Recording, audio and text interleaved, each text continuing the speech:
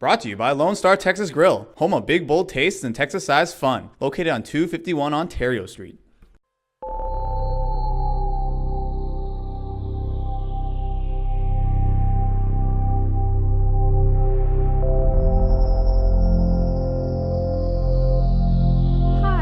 To Queens TV Profiles. My name is Alyssa, and today's guest is Kingston's very own Mayor, Mark Gerretsen. So thank you for being on the show. Thank you for having me.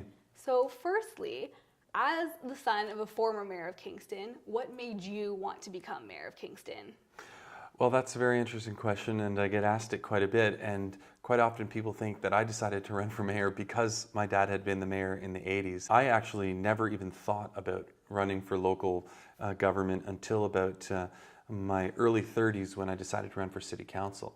Can you tell us a little bit about some of your previous occupations before you were mayor? I have a property management company, which I still have to this day, where we manage rental properties throughout the city. Prior to that, I had a company that I ran with a couple friends where we had a CD distribution company, and I've also worked throughout my early 20s anyhow in a lot of the bars and nightclubs in the city, and or that's kind of what I was doing before I got into politics later on. Well, related to your previous occupations, I read that you are a true Kingstonian. You graduated from both St. Lawrence College and Queen's University. So would you mind telling us a little bit about those experiences? Yeah, okay, and hopefully I can set the record straight on one of them too. I attended, right out of high school from Kingston. I went to high school here, Regiopolis, Notre Dame Catholic High School in Kingston, and afterwards I went to St. Lawrence College in the computer engineering. I only lasted 3 of the 4 years. That's when I kind of started to develop this plan of a business with a few friends of mine, and things started to go from there. And it wasn't until we sold it that I decided, well, in the meantime, I'll go to Queen's, and I ended up taking economics, and that's what I ended up graduating with. So that's a bit of the background, and I'm glad I had the opportunity to set the record straight on the fact that I didn't quite graduate from St. Lawrence College. But. Are there any hobbies or interests you enjoy? Like, what do you do to relax? That's a very good question. I play on my iPad. I usually will try to find some time during the day. So Vanessa and I like to, go for bike rides sometimes, or go for hikes on some of the trails around Kingston. I love going to movies. I'm a big snowboarding fan, and I try to go as often as I can. But it is hard because when you're always thinking about work, it's hard to turn that off. So as a student, I was just wondering, how important are students to Kingston's economy and the city in general? The city of Kingston is a completely different city the 4 months of the summer versus the 8 months of the school year. Yeah. But I think it speaks to 2 of the very important drivers of our economy and our community, and that is the tourism that we have in the summer, but then the students that we have during the school year. So I think it's very important that we continue to kind of foster that relationship and make sure that students feel as though they're involved in our community. And that can be hard because students are here for a limited amount of time. But I mean, by and large, the students contribute immensely to our economy, and they're a huge part of our municipality.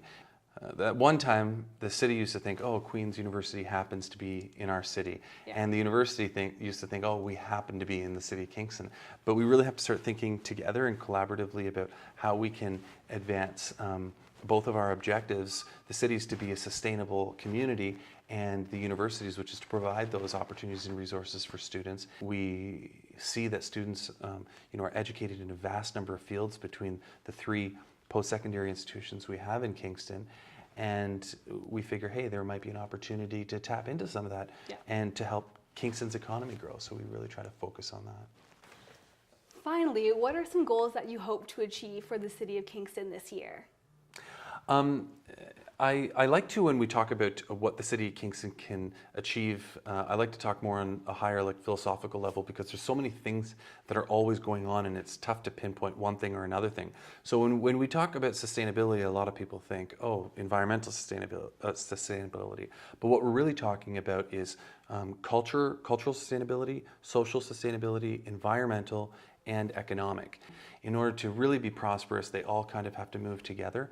And one of the best examples of this is when KEDCO, the Kingston Economic Development Corporation, is out looking for businesses, trying to bring them to Kingston. One of the top questions they're asked is, what's the quality of life like in Kingston? So unless we have strong cultural diversity in our community and we have great social programs, we're not going to have that quality of life in order to have the economic portion at play as well. So, and unless we have a strong economy that's generating tax dollars, we're not going to be able to provide some of those social programs and the cultural amenities and protect our environment. So when you ask the question of what do I hope to accomplish, it's that we can advance the 4 pillars of sustainability together, kind of so that everything flourishes and the quality of life in Kingston ends up becoming a much better place. That's great. So that's all the questions that I have right now. So thank you for watching QTV Profiles, and thank you for being on the show today. Well, thank you very much for having me.